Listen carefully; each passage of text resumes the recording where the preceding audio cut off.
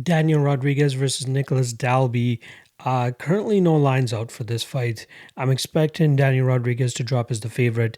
I'm thinking maybe minus 150 all the way up to minus 175 ish range. Not 100% sure, but we'll see what it, maybe even 200. I mean, I wouldn't be surprised to see that 200 line either on Daniel Rodriguez here. So let's start off with him, who's had a little bit of a tumultuous run recently in terms of being able to secure fights.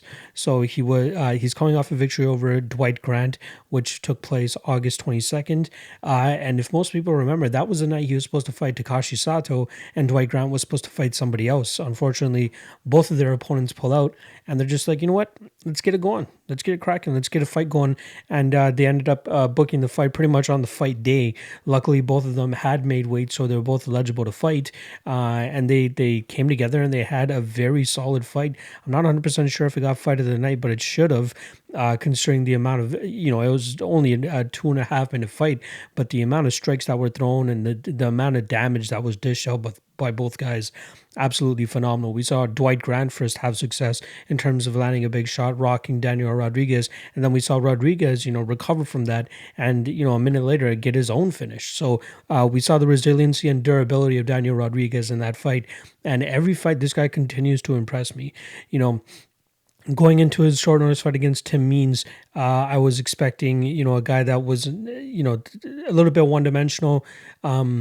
Mainly just looking for the knockout shots. But as we've seen his UFC career kind of come together, he looks like a pretty polished striker. Like his jab is beautiful, his hooks are beautiful, some nice kicks too. Something that he likes to show off on his IG as well is that he works his wrestling and grappling a lot, and that's not something that we've seen too much from him in his UFC career thus far.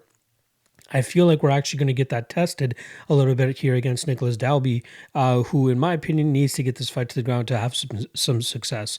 We've seen him take a ton of damage, not to mention Jesse Ronson last time around, rocking him, dropping him, and then finishing him with a rear naked choke. But you got to question the durability of Dalby here, especially against a very heavy puncher like Daniel Rodriguez, and especially a finisher like Daniel Rodriguez, too. Dalby did have the advantage last time around, being the much bigger guy against Jesse Ronson. Ronson normally a lightweight, and Dalby, physically you could see he was much, much bigger than him, but he had a lot of trouble getting Jesse Ronson to the ground, and then he was doing decent on the feet, threw a lot of good leg kicks, had some solid combinations, but it was a little slip up in that instance where he got dropped, where he just exchanged in the fire a little bit too long, and if he does that against Daniel Rodriguez, it's going to be, a tough night for him. I don't expect him to trade there, but I do expect him to get caught at a certain point. I don't expect him to just put out a full, complete game plan for 15 minutes here against Daniel Rodriguez, who every single fight, this kid's confidence is growing, and I can't wait to see, how he fully evolves into the fighter that he's just set out to be. So, I got to give the striking advantage to Daniel Rodriguez. We don't know the extent of Rodriguez's ground game yet. So if Dalby does decide to take this to the ground, I'm interested to see how that plays out. But I like Rodriguez here. I'm not 100% sure if I'm going to be betting him yet. I got to see what the line looks like when it comes out.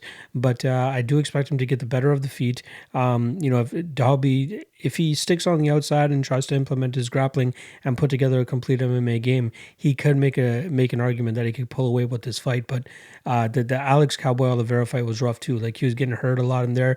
It just turned out, that he was always able to get that extra gear, get that reversal, get that takedown at the end to kind of secure the fight for himself.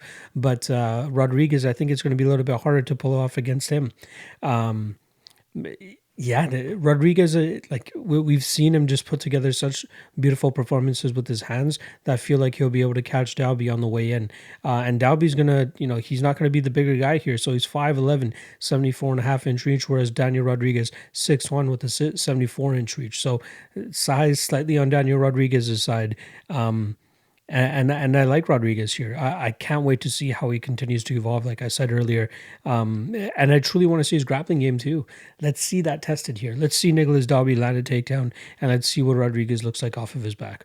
Or let's see at least what Rodriguez's takedown defense looks like when it's tested against a guy like Nicolas Dalby. But then again, you got to kind of take some points away from Dalby's wrestling since he was not able to get Jesse Ronson down last time. So that's something to keep in mind here. But I do like Daniel Rodriguez. Like I said, I feel like he's going to have the crisper hands. I feel like he's going to be doing the better damage. He'll be able to time the entries from Nicolas Dalby and maybe land some good shots and keep Dalby a little bit hesitant on the outside. Maybe throw in a couple leg kicks here and there as well to kind of slow down Dalby and his bouncing around style that he normally has. So I'll go with Daniel Rodriguez here. I feel like he'll get it done on the feet. I could see him getting the knockout too. So I'll go with Daniel Rodriguez to win this either by first or second knockout. Yeah, I like Rodriguez here. I can't wait to see him face other guys, maybe a little bit more step up. And again, he's 33 years old. He'll be 34 in December. So he's really going to have to get it going, get this run going, and start stacking up the names. And Nicolas Dalby is a decent name and another step forward to securing himself in that welterweight division. So once again, I'll go with Daniel Rodriguez to win this fight via first or second round KO.